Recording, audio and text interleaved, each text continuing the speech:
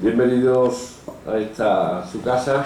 Aquí estamos tremendamente satisfechos y contentos de poder colaborar con este máster de periodismo y multimedia de la universidad conjuntamente con el periódico Hoy.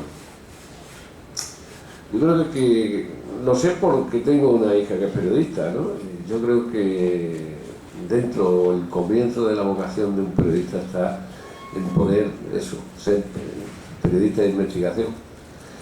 Y hoy día que se sabe y se tiene que saber tanto y se tienen que desentrañar tantas dudas y tantas zozobras, sobre todo de la ciudadanía, muchas veces lo único que tenemos es lo que nos puedan aportar, los datos que nos puedan aportar los periodistas auténticamente osados y valientes y sinceros con esta investigación y estos datos que, como bien dice la charla, son los elementos principales para poder contar historias. La económica está tremendamente satisfecha y contenta de tenerlas a todos ustedes, y sin más le reitero la bienvenida y le doy la palabra a Antonio Tinoco, uno de los grandes de nuestro periodismo, que presentará a nuestro conferenciante Daniel Grasso, y espero que lo pasen bien. Buenas noches. Empezamos generosamente, hemos oído generosamente. Buenas tardes. Bueno, muchas gracias por su asistencia a esta conferencia celebrada excepcionalmente en el marco de la Sociedad Económica de Amigos del País, una institución que es imprescindible en nuestra ciudad desde hace justamente 199 años y a la que agradecemos la acogida que nos dispensa. Esta conferencia forma parte efectivamente del ciclo denominado El periodismo que viene, que como saben está incluida en los contenidos del máster de periodismo multimedia que ha creado la Facultad de Comunicación de la Universidad y el periódico Hoy para formar a profesionales del periodismo y la comunicación en nuestra región, y uno de cuyos soportes es la Fundación Caja Badajoz, tan ligada a esta casa. El buen periodismo del futuro y ya del presente, puesto que es una floreciente realidad, va a tener mucho que ver con los datos, con el manejo de miles, decenas de miles e incluso centenares de miles de datos incluidos en las bases informáticas de instituciones y corporaciones. El periodismo de datos se está alzando como una de las herramientas más eficaces para explorar territorios informativos hasta ahora desconocidos para la opinión pública, y es uno de los frutos más lozanos del nuevo periodismo de investigación. Fenómenos informativos como la conocida lista Falciani de titulares de cuentas secretas del banco HSBC, por dar un ejemplo de candente actualidad y muy cercano a nuestro conferenciante, no podrían haber llegado a conocimiento de los ciudadanos si no hubiera habido periodistas especialistas en el manejo de datos. Y es una obligación del máster acercar esta realidad a sus alumnos y de paso a todos los que están interesados en el mundo de la información con especialistas relevantes en el periodismo de datos. Por eso está con nosotros Daniel Grasso, que es coordinador de la Unidad de Periodismo de Datos del Confidencial, el periódico que ha publicado en exclusiva en nuestro país la lista Falciani y posiblemente el medio que más está contribuyendo al periodismo de datos en España. Daniel además es un periodista atípico, es un ejemplo de profesional que hace nuevo periodismo o simplemente periodismo con herramientas nuevas y cuyo perfil se aparta del retrato robot del titulado en Ciencias de la Información.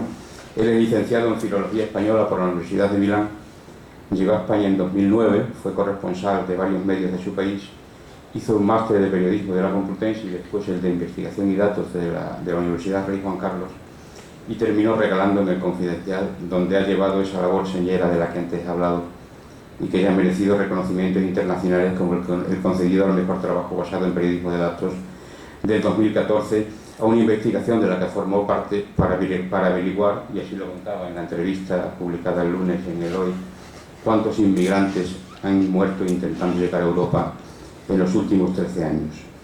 23.000 personas, por cierto.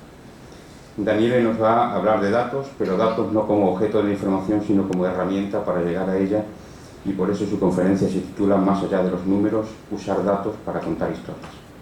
Con Daniel Grasso les dejo. Bueno, muchas gracias Antonio y muchas gracias por la invitación aquí, por invitarme aquí abajo y darme la posibilidad de hablar de eso, que es un poco, obviamente va a ser un resumen muy rápido y voy a intentar dejaros algunos inputs para que después del breve repaso de varios trabajos de datos que haremos, pues hagáis preguntas, consejos, insultos, lo que os apetezca sobre este tema, porque suele ser ahí cuando realmente sale el interés de quien ha venido a escuchar. Entonces, yo, como bien decía Antonio, trabajo en El Confidencial. En este momento El Confidencial es el tercer medio con más lectores en España, después de El Mundo y El País. Es un medio que nació hace unos 14 años, pero que realmente empieza a ser un medio serio y no una familia de periodistas hace unos 4 o 5 años. Hemos empezado a hacer periodismo de datos hace 1 año y medio, que se empieza a hablar en realidad de periodismo de datos no cuando lo hacemos nosotros obviamente, sino que en Estados Unidos ya llevan varios años, como suele ser en todas las tendencias en periodismo. Tardamos unos 4 o 5 años en darnos cuenta que eso es lo bueno, es que hay que ir por ahí. A pesar de ello, que no sé con qué calidad lo veréis, pero es considerado el primer ejemplo de periodismo de datos. Año 1854, ciudad de Londres. Este mapa de un barrio centro de esa ciudad lo hace no un periodista, sino un médico que se llama John Snow, que durante una epidemia de ébola de la que no tienen absolutamente idea de cólera, que no tienen absolutamente idea cómo contrarrestar, decide simplemente de bajar al terreno, de ir a una de las zonas más afectadas y de anotar en su cuadernillo dónde estaban los puntos y las familias con más problemas, con más afectación de esta epidemia. Tras apuntarlos, se pone delante de un mapa y empieza a sumar pequeñas rayitas negras en las zonas donde más ha habido casos de cólera. Y entonces, ¿de qué se da cuenta? Y aquí me desplazo, si dejáis de irme me lo decís. Se da cuenta, muy sencillamente, de que en esta zona había más casos y hace una cosa muy sencilla.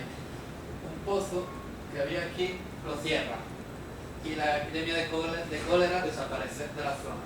Entonces él, basándose en datos que había recogido en el campo, consigue erradicar de esa zona por lo menos la enfermedad. Ese es considerado por algunos el primer ejemplo, o si no es este, es uno de pocos años después, que tiene que ver con las campañas de Napoleón, pero en esos años es cuando empezamos a hablar de periodismo de datos de alguna forma. Obviamente empezamos ya, los que estamos viniendo después estamos estudiando lo que se hizo. En 1967, a cambio, es cuando por primera vez se habla de datos, periodismo y ordenadores. Ordenadores entonces obviamente eran una cosa grande como esta sala, más o menos. Se empieza a hablar en concreto de Computer Assisted Reporting, que es un término que ya no se usa porque hoy en día los reporteros que se ayudan de ordenadores los hay por todos lados. Por aquel entonces, el periodista Philip Meyer lo que hizo es que había unos disturbios enormes en la ciudad de Chicago, y entonces lo que decide hacer frente a las informaciones bastante sesgadas que sacan los medios sobre quiénes son los que están descuadrando la ciudad, que se están pues, revoltando contra la autoridad, que están causando disturbios en toda la ciudad, él decide crear una encuesta y distribuirla en uno de los barrios más marginales de la ciudad. Y desmonta un mito, que era el que estaban difundiendo televisión y radio, es decir, que en el barrio más marginal de la ciudad era el principal foco de todos estos disturbios. Desmonta ese mito haciendo esa encuesta y procesándola con la ayuda de un ordenador, obviamente un ordenador de los de entonces, y saca este titular que es histórico entre los que se dedican al periodismo, que los no-rioters, los que no se dedican a crear disturbios en la ciudad, son una inmensa mayoría. Eso es Philip Meyer. Si en algún momento tenéis un tiempo para leeros su libro, que es Precision Journalism, merece la pena porque fue uno de los verdaderos primeros periodistas en utilizar datos para contrarrestar las mentiras que otros estaban contando y para desmontar mitos del poder, basándose en una de las que creo que es la primera característica del periodismo, es decir, no creerse nada de lo que es oficial. Nada. Philip Meyer mismo es el primo que empieza a meter periodismo y datos en la misma frase, y básicamente el concepto lo que dice es que, ¿me oís? ¿Bien? ¿Sí? Es que el objetivo del Data Driven Journalism, el periodismo guiado por los datos, es de dar sentido y una estructura al never ending flow of data, que sería como un poco, digamos, la ola que siempre tenemos, que continúa fluyendo de datos. Eso lo decía en los años 70. El flow of data de los años 70 era un 0,1% de lo que podría ser hoy. Entonces, él se da cuenta de la importancia que puede tener en aquellos años. A día de hoy, cuando hay datos en cualquier cosa, pues imaginemos lo que puede significar esta frase. Dicho en otras palabras, el periodismo de datos, como lo estamos entendiendo nosotros, es un poco la línea que une una base de datos y un montón de números y el público, el gran público. El periodismo de datos es lo que está en medio. Es un proceso, no es una actividad de por sí, sino que nos gusta considerarlo un poco como un proceso que empieza siempre desde una base de datos o desde una gran cantidad de datos, bueno, gran cantidad, a veces mayor, a veces menor. Datos que pueden ser en múltiples formatos. Cuando son de administración pública suelen ser un formato horrible y muy difícil de procesar. Cuando suelen ser de otras fuentes suelen ser bastante buenos. Por eso se insiste tanto en la transparencia en los últimos años, también por la presencia de cada vez más datos. Y el proceso de identificación de los datos le sigue un proceso de filtrar estos datos y entender realmente qué tenemos entre manos, hacerle preguntas a la base de datos para ver qué nos contesta. Después de ese filtro se visualiza y igual todos estamos acostumbrados a pensar en datos y en periodismo, y pensar quizás en mapas, en gráficos.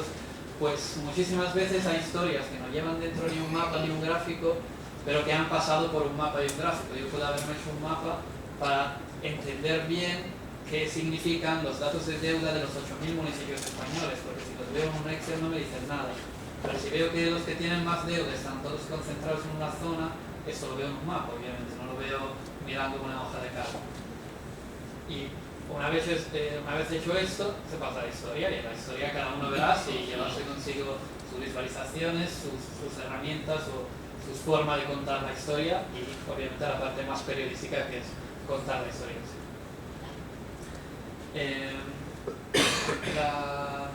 El periodismo de datos podremos decir que, como decíamos antes, se empezó a hablar como Data Driven Journalism, es decir, periodismo guiado por los datos, y yo diría un poco por experiencia que se reúne de estos 6 elementos principales, que están además bastante agrupados en este sentido, es decir, con los datos tiene mucho que ver la transparencia y el código en sentido código de programación, que cuando uso un código abierto que más personas puedan modificar y a la que puedan acceder, mucho mejor, aunque no siempre es posible. Driven en el sentido de que tiene que ser guiado por el análisis de los datos y por la colaboración, y periodismo en el sentido del periodismo, porque no hay otro sentido, y de gráfico, diseño que puedan ayudar a entender los datos y ayudar a mostrarlos sobre todo. Estos 6 claves, ahora me gustaría enseñaros algunos ejemplos para entrar un poco mejor en cada uno de ellos, a ver de qué estamos hablando. Os voy a hacer ejemplos de diferentes países. He puesto de vez en cuando a nuestro periódico, no porque lo considere a la altura de los que le aparecen al lado, sino porque para que tengáis una idea de cosas que se pueden hacer a día de hoy en España con los datos que tenemos, ¿no? Un perfecto ejemplo de transparencia es, por ejemplo, transparencia que ahora está tan de moda porque teóricamente tenemos una ley de transparencia.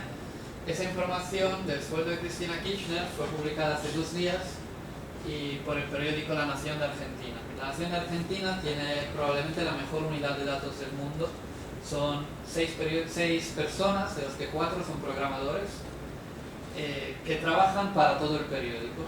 Trabajan para todo el periódico, procesando datos, analizando datos, haciendo visualizaciones y haciendo peticiones de acceso a la información pública. Es decir, no llamo al gabinete de la Casa Rosada y le digo que por favor me filtre los datos o me trabajo mi fuente, sino que no, esa es una información pública que tiene que ver con los impuestos de los contribuyentes y por lo cual ellos, periodistas, creen fuertemente que tiene que ser pública. Entonces, en vez de ir por la vía clásica, digamos, hacen una petición de acceso a la información, que es algo que la ley de transparencia permite hacer también en España, aunque en España con bastantes trabas por el momento.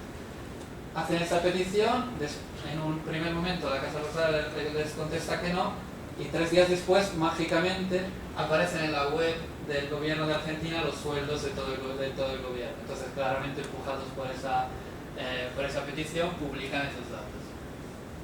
Ese otro ejemplo, a cambio, es de un proyecto que se está desarrollando en Italia y que, por cierto, dentro de poco tendrá una pata española, que se llama Confiscati Bene, que es como bienes confiscados, juego de palabras, y es un análisis de los bienes confiscados a la mafia en los últimos años.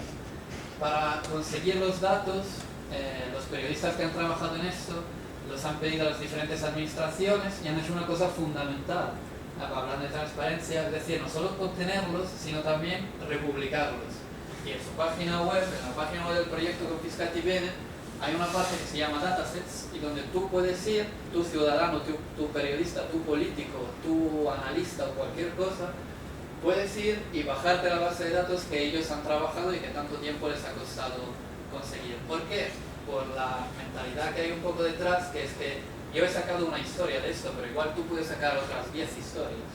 Entonces se mantiene un poco el concepto de Open Data, no solo por parte de la administración que publique los datos de forma transparente y abierta, sino también de quienes los utilizamos y podamos después no cerrarlos y guardárnoslos para nosotros, sino abrirlos para que cada vez más gente los use y los explote.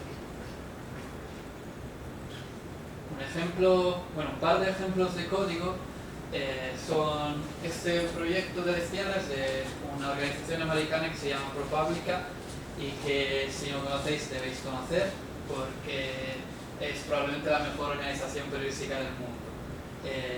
Es no profit, cosas que se pueden hacer sobre Estados Unidos, y ha conseguido, si no me equivoco, no sé si 4 o 5 premios Pulitzer en 7 años de vida. Así.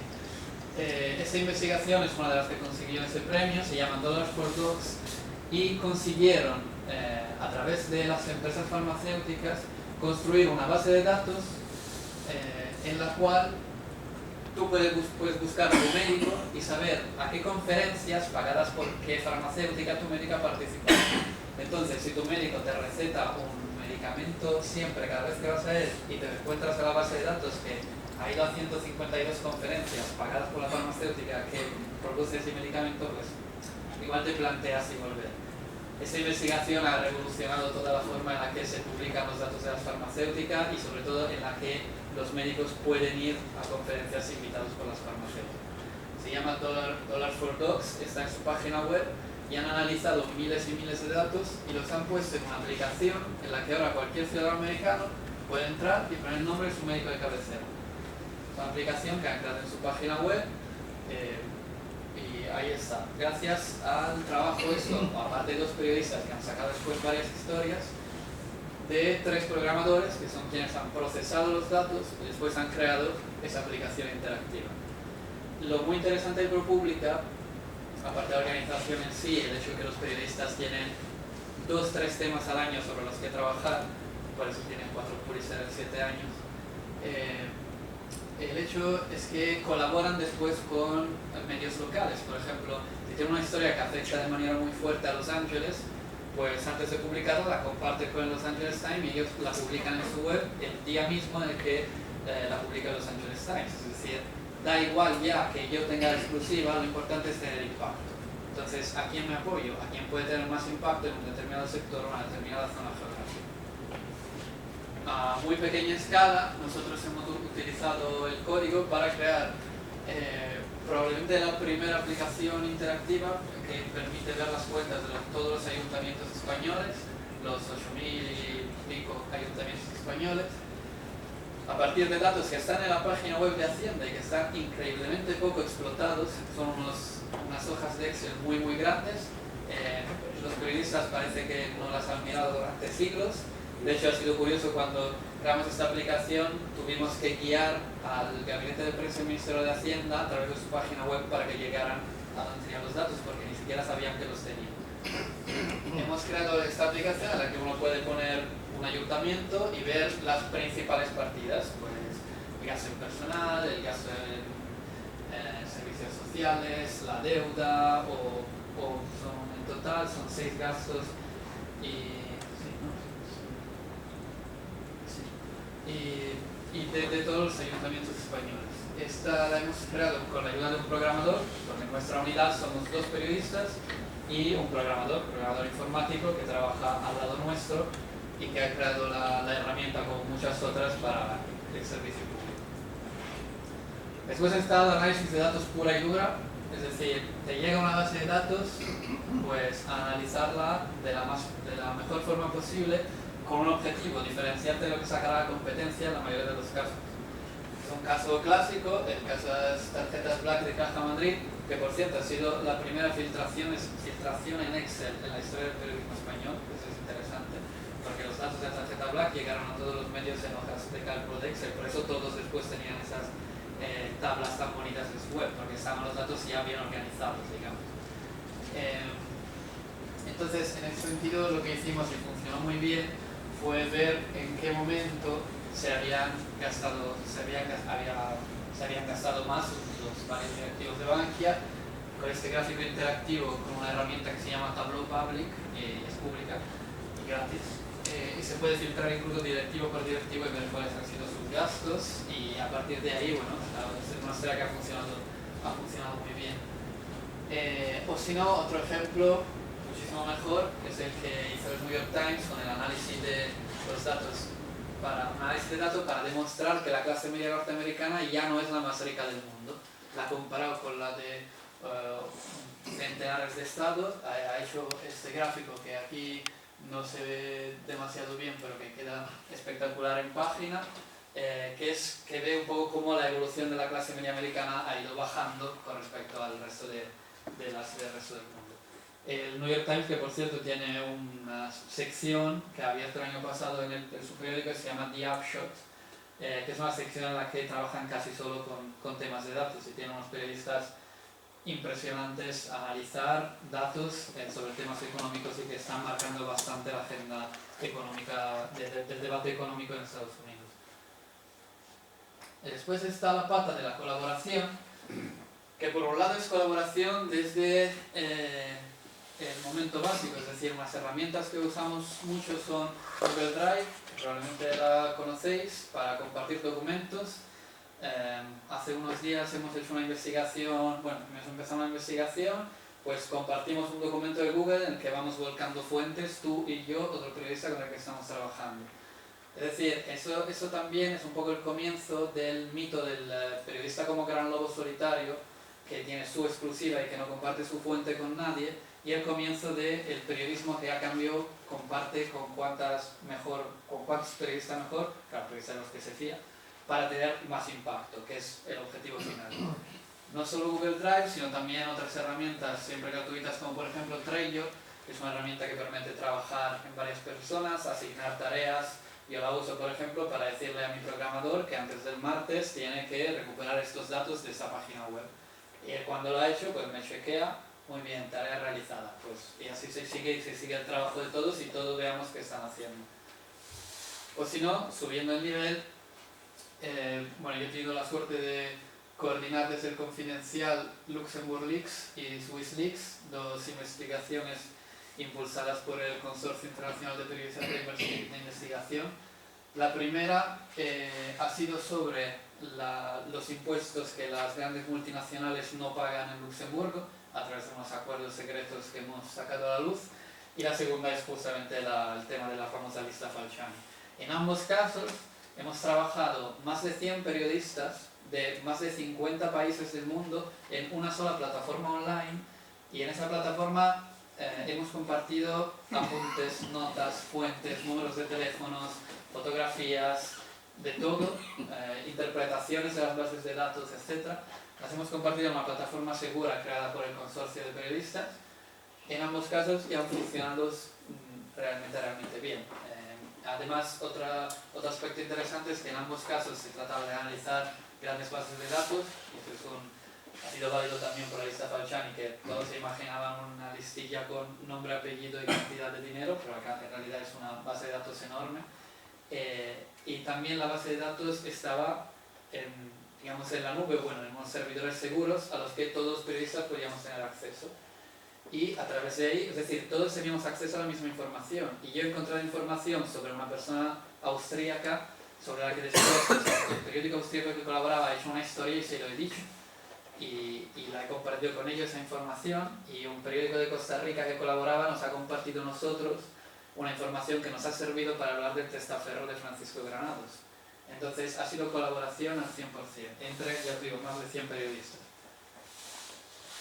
Y después está la parte de diseño, sobre la que me voy a parar un poco menos, pero en ese sentido, este es uno de los mapas que hacemos bastante, es decir, los mapas de España por municipio, y que a día de hoy no hace falta ser un gran diseñador para tener un resultado, digamos, comprensible para el público. Para hacer grandes infografías sigue siendo absolutamente fundamental ser un gran diseñador, unos Alberto Cairo o muchísimos que hay. Y en españoles además hay una cantidad abrumadora. Sin embargo, con herramientas gratuitas, como por ejemplo CartoDB, se pueden realizar mapas que me resultan muy útiles para publicar información en la web y grandes cantidades de información. Este, si no me equivoco, es justamente el de la deuda bancaria por municipios españoles. Ese es un pantallazo, obviamente. Aquí hay un buscador en el que yo puedo poner el nombre de ayuntamiento y buscar la deuda bancaria de ese ayuntamiento, compararla con los otros y compararla con la que tenía en 2008. Y obviamente, como decíamos antes, historias, es decir, al final lo que estamos contando, muy bien análisis de datos, muy bien todo, pero si lo cuentas mal, nadie lo va a entender. Entonces, aquí os he traído dos ejemplos, pero hay centenares en la web.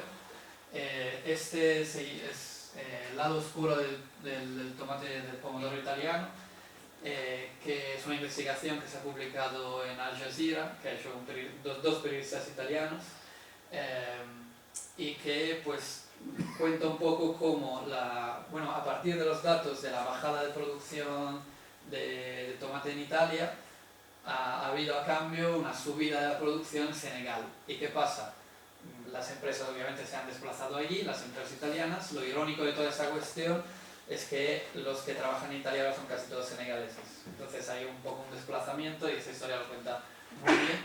O esta historia, a cambio, de Los Angeles Times, que es sobre cómo la mala costumbre en Los Ángeles de atropellar a ciclistas o golpear a ciclistas con el coche y huir corriendo es cada vez más común. Ellos lo supieron no porque se lo ha contado a nadie, sino porque han pedido la base de datos de accidentes de ciclistas al servicio de urgencias de Los Ángeles, se los han facilitado y les han dado la base de datos con nombre, apellido, fecha del accidente, consecuencias, lugar del accidente. Han creado un mapa y han contactado con algunas de las personas y han hecho una historia preciosa sobre esos accidentes y sus consecuencias. ¿Qué ha pasado? Que Los Ángeles ha cambiado las normas del tráfico sobre ciclistas. Entonces se intenta siempre buscar un determinado impacto después. Claro, todo eso está muy bien, pero todos sabemos lo agobiante que es estar en el día a día de un periódico.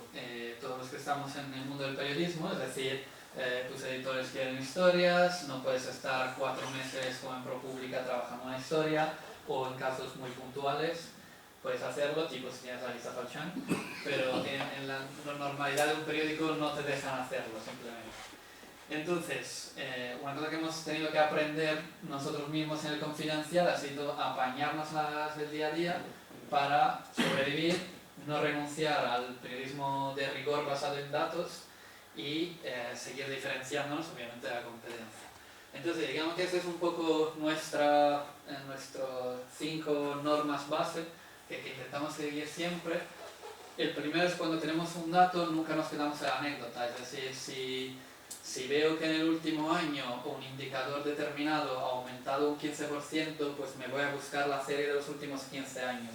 No tiene sentido hacer titulares con algo que ha crecido en el último año, y os aseguro que hay. Poner en Google, creció el último año, para reírse mucho. Desechar notas de prensa. Lo primero que hacemos cuando salen datos del INE es coger notas de prensa, ver lo que cuenta y tirarla a la basura. Es decir, ese enfoque seguramente no lo vamos a dar. Abrimos la base de datos, nos bajamos los datos y buscamos otro. Y eso se relaciona un poco con el tercer punto, es decir, analizar para buscar enfoques diferentes. Eso normalmente nos ayuda también a evitar titulares del tipo Madrid, Andalucía y Cataluña son las comunidades que más, para empezar, las comunidades que más gente tienen, entonces van a ser siempre las comunidades que más todo. Sin embargo, año 2015 hay mogollones de titulares en las que pues mayor cantidad de jóvenes que se van, pues Andalucía, Madrid y Cataluña, mayor cantidad de pisos vacíos, Madrid, Andalucía y Cataluña. Entonces es simplemente no tener en cuenta datos muy básicos que sería muy fácil tener en cuenta, que pero por el día a día no se suelen tener en cuenta, por las prisas que nos ponen los medios en el día a día. Es un poco lo que intentamos hacer desechando notas de prensa, analizando datos. Eso sirve para diferenciarse de la competencia y os aseguro que eso se nota muchísimo, incluso a veces, bueno, nos sorprende cómo en algunos medios se dedique tan poco cuidado con lo que se publica cuando se trata de datos. Y después, producción en equipo Open Data, como os decía, intentamos siempre republicar los datos que utilizamos, aunque sean datos del INE, porque muy probablemente los hayamos limpiado, les hayamos añadido datos de otros años. Entonces, ponemos un pequeño enlace, descargue aquí los datos y a la persona que le interesa se mete dentro y no solo puede hacer lo que quiere con la información, sino que también puede verificarlo. Es decir, le estamos demostrando que no le estamos contando una mentira, o que por lo menos estos son los datos que hemos utilizado nosotros y que nos han dado ese determinado titular. Y en equipo, porque como os decía, somos 2 periodistas y 1 programadores y trabajamos todas las partes de la información entre los 3.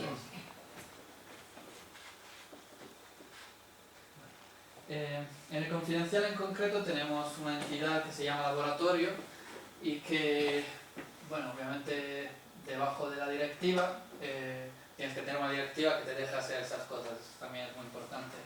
Pues a nosotros llegó una vez el editor y nos dijo, montaros algo de innovación, os dejamos hacer lo que queráis. Y nos han dado mucho, menos dinero, pero bueno, por lo menos nos han dado tiempo, que ya es algo. Entonces, ahora tenemos este laboratorio creado en el que tenemos, digamos, nuevas narrativas, diseño y trabajamos participación y viralidad. Nosotros estamos, los de periodismo de datos, estamos más o menos aquí, es decir, en las nuevas narrativas, y estamos en contacto directo con la redacción. Y nuestro papel en la redacción no es de una sección, por eso hablamos siempre de unidad, porque nos definimos un poco como un satélite que se mueve dentro de la redacción. Pues hoy voy a los de cultura y les cuento de la bonita base de datos sobre personal del Cervantes que me he encontrado, o mañana vienen los de deportes y me dicen que quieren hacer un tema sobre pues, las notas que ha dado cada país a los finalistas del Balón de Oro. Entonces ahí empezamos a analizar datos. Otras veces simplemente se nos ocurre un tema que tiene que ver con tecnología, pues le pedimos asesoramiento a los de tecnología para que nos pasen a alguien con el que hablar que pueda ayudarnos para darle contexto a los datos que estamos sacando. Todo esto nos da básicamente la posibilidad de hacer, yo creo, 3 tipos de información,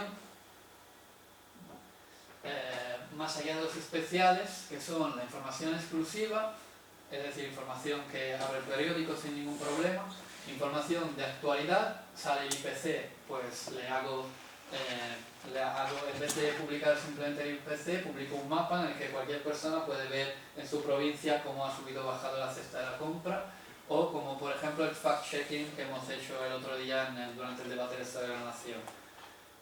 Otra pata que tenemos es la de dar contexto.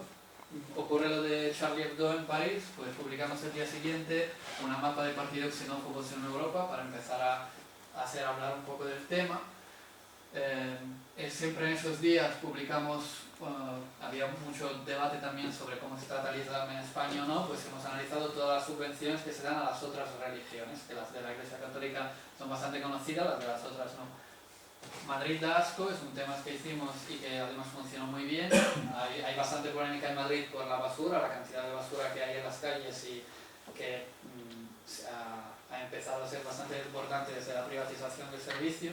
Pues hemos recopilado toda la información que la gente ha ido colgando en redes sociales y les hemos pedido que nos mandaran fotografías de la basura. Hemos creado un mapa interactivo que ha funcionado estupendamente bien, sobre todo en los días de Navidad cuando se acumulaban montones y montones de basura, para entender un poco si realmente Madrid da asco, que era un poco el hashtag que se utilizaba en las redes sociales.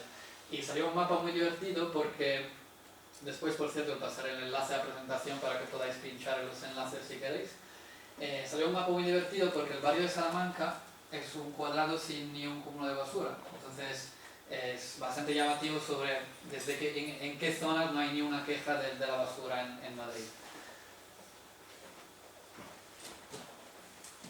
Ahora quería contaros un poco rápidamente dos proyectos, que son proyectos, digamos, especiales que hemos hecho. Uno se llama The Migrant Spies y el otro Generación E.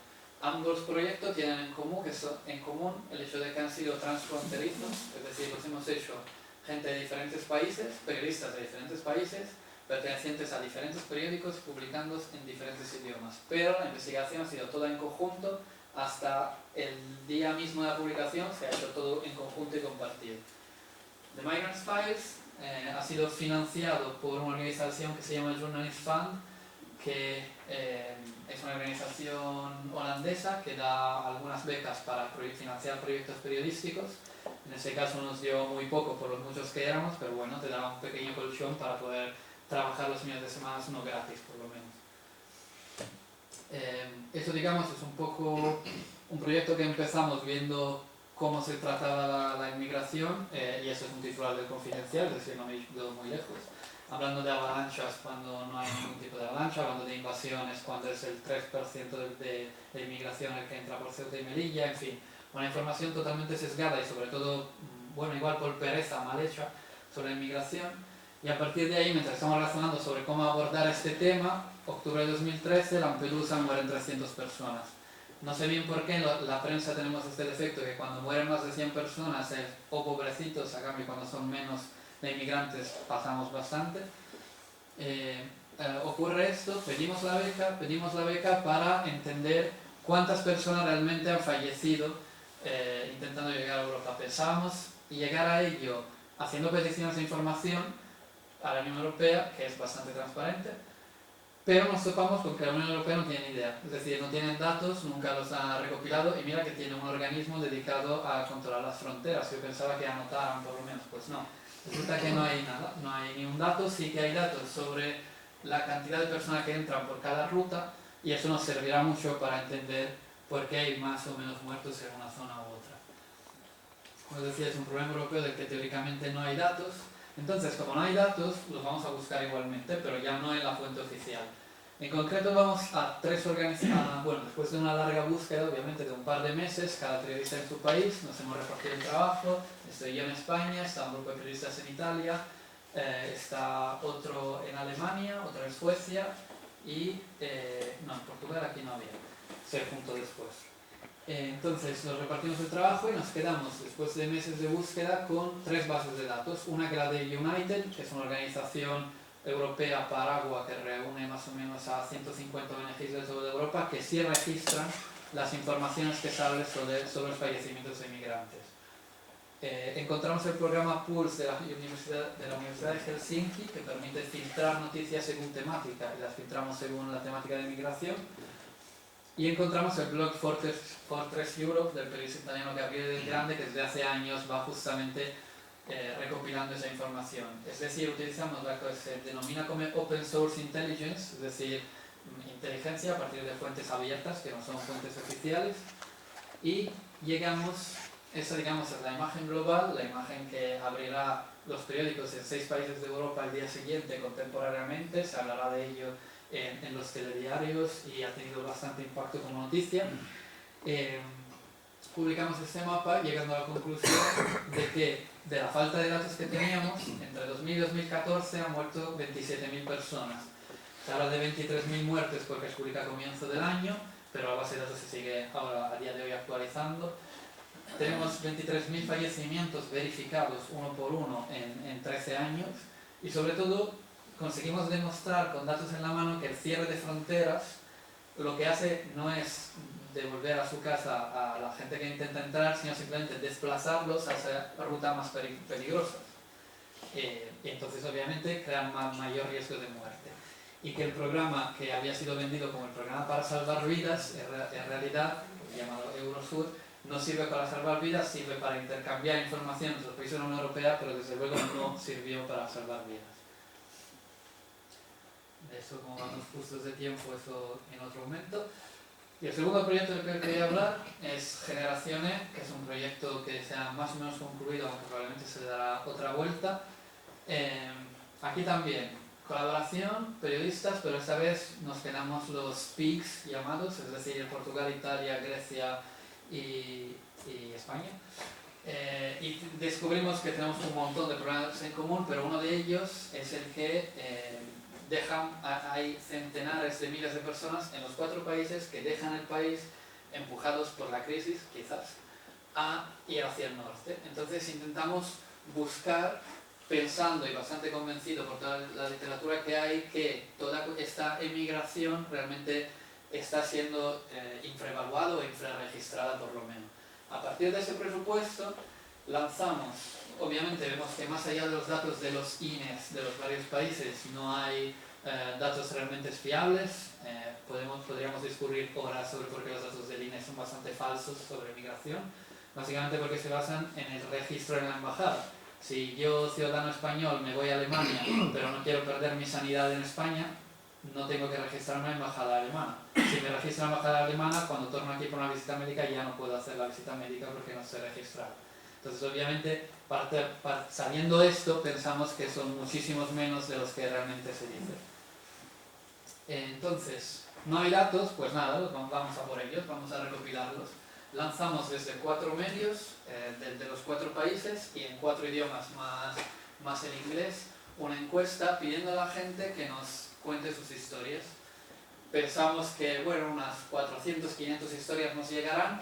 Bueno, a día de hoy tenemos 2.545 historias de personas que han entrado y han perdido minutos de su día para escribirnos parrafadas, algunas de las cuales te ponen los pelos de punta, sobre cómo han dejado su país, por qué lo han dejado, y a darnos sobre todo datos sobre cuándo lo han dejado, si piensas volver, si están registrados o no están registrados en las embajadas, etc.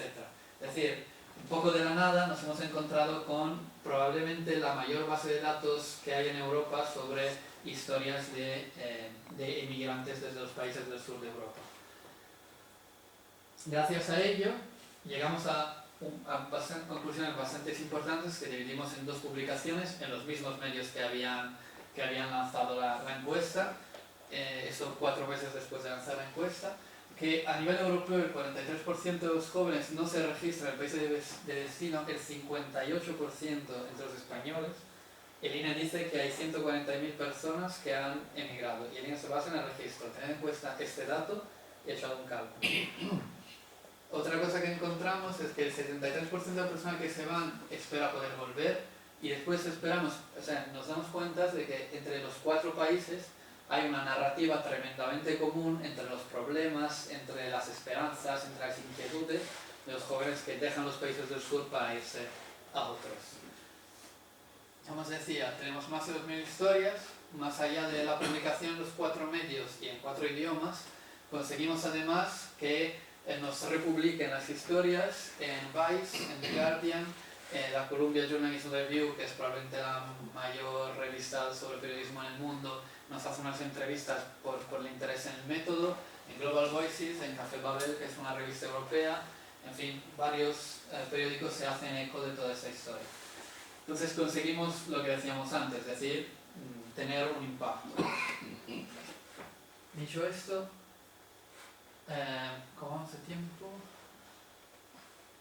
Bueno, os quería dejar, antes de dejar paso a las preguntas, quería simplemente dejaros esta cita, que es de Adriano Lovati, que es una persona que en el año 2000 escribió un texto que se llama Una forma fundamental en la que los periódicos tienen que cambiar, y su idea principal era que ya no estamos en una era en la que se producen noticias, entonces no existe que solo tengamos cajas para crear noticias. Los periódicos tienen que poder publicar cualquier tipo de cosas, desde bases de datos hasta cosas que tengan otra forma que no sea la de una noticia. Lo publicó en el año 2000 y todavía sigue un texto fundamental para el periodismo innovador, para innovación en periodismo. Una afirmación que hice en 2006 y creo que sigue siendo muy válida, es decir, que ahora se habla cada vez más de periodismo de datos, se habla mucho pero eso de publicar datos, de publicar una base de datos tal cual es realmente periodismo. Pues primera respuesta, ¿qué más da? Segunda respuesta, espero que mi competencia gaste cuanto más tiempo hablando de ello, porque yo mientras estaré trabajando. Y nada más. Si tenéis preguntas...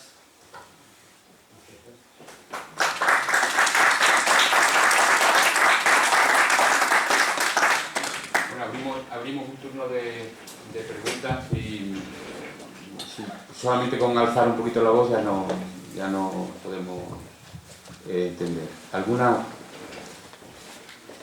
Julián. Sí, yo quería preguntar si ese periodismo de datos tiene virtualidad solamente en prensa digital o tiene también posibilidad de desarrollarse en prensa de papel.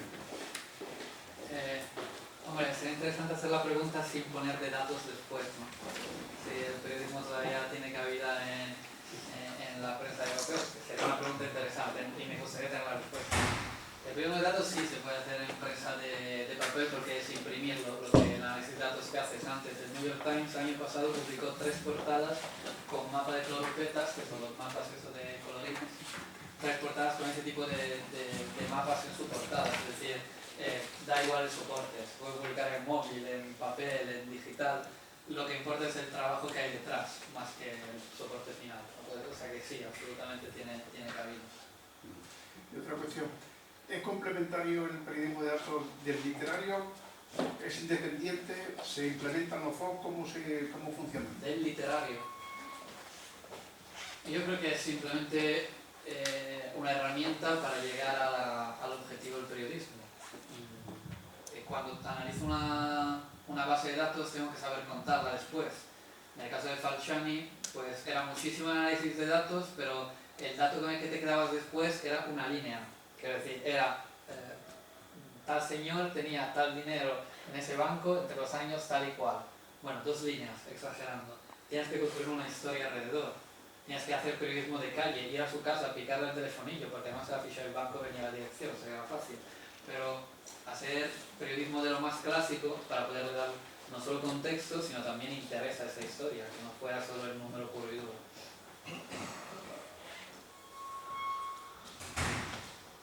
Ese tipo...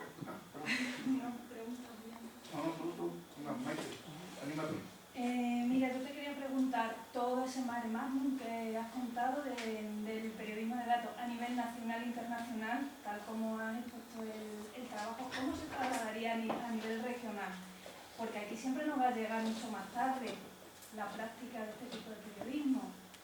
Y aparte de que, bueno, buscar y encontrar los datos, normalmente, si no que me corrijan los compañeros que están más a pie de calle, se solicitan, por eso, a fuente de lo que son oficiales. La investigación en ese sentido, como tú la cuentas, yo creo que a día de hoy, ¿no, Antonio? No se suele llevar a cabo aquí, ¿no? Pues allí yo no estoy del todo de acuerdo. Bueno, adelanto que nunca he estado en un medio regional, pero estoy en un medio que está en Madrid y tiene una plantilla de 100 personas, quiero decir, no es un macro medio. Yo creo que donde más puede tener impacto el periodismo de datos es justamente a nivel local. No solo las historias que hemos publicado sobre Madrid, como la que os contaba de la basura, funcionan de una forma abrumadora en Madrid, porque la gente se ha volcado dando datos donde no lo sabía. La historia de los gastos de los ayuntamientos es que tenemos toda la provincia de Badajoz. Quiero decir, se puede hacer incluso un ranking de los mejores y peores ayuntamientos. Y no solo un ranking, o sea, el ranking es para llamar el clic. Pero detrás del ranking, obviamente, está la historia de por qué ese ayuntamiento tiene tanta deuda. Y ahí está la parte de pie de calle, ¿no? Pero son datos que están en el Ministerio de Hacienda. Son bases de datos muy grandes y muy antipáticas, pero se aprende a utilizar Excel bien y a utilizar formas de usar el Excel y se analizan a ese nivel. Yo creo que a nivel regional tiene un potencial enorme. De hecho, el ejemplo que os hacía italiano, de los bienes confiscados a la mafia en toda Italia, eso se publicó en todo el grupo El Espresso, que es un poco parecido a Vocento aquí, justamente, es decir, tiene una cabecera grande y un montón de medios regionales. Pues los periodistas que hicieron la investigación en sí, la hicieron a nivel nacional, se dieron cuenta que tenía un montón de historias locales, entonces dijeron a los de Calabria, oye, os pasamos esta base de datos porque a nosotros nos pinta algo en un mapa, pero igual vosotros le encontráis una historia mayor. Y salieron muchísimas historias en los medios regionales a partir de ahí. Yo creo que simplemente es, vamos, lo que sí además Hay muchísimos ayuntamientos, confieso que no sé el de Badajoz, pero creo que a nivel de gobierno de Extremadura sí que se está moviendo mucho el tema transparencia. Pero hay muchísimos ayuntamientos que están moviéndose por el Open Data, es decir, publicando grandes cantidades de datos de forma abierta y reutilizable. Entonces es simplemente aprovecharla y cuando no, solicitarlos, porque no es posible que se publiquen todavía presupuestos en PDF. Estamos en 2015. Es decir, tiene que ser toda la información procesable, reutilizable en mil formas, y los datos que no hay, pues hay que pedirlos, porque es derecho público que sea así. Y con después de la ley de transparencia, es verdad que no afecta a ayuntamientos, pero puede ser una palanca que se está utilizando. El Ayuntamiento de Madrid, desde que entró en vigor la ley de transparencia, sacó un portal de datos abiertos donde tú puedes hacer peticiones y pedir qué bases de datos te gustaría que se publicaran, y la gente pues vota.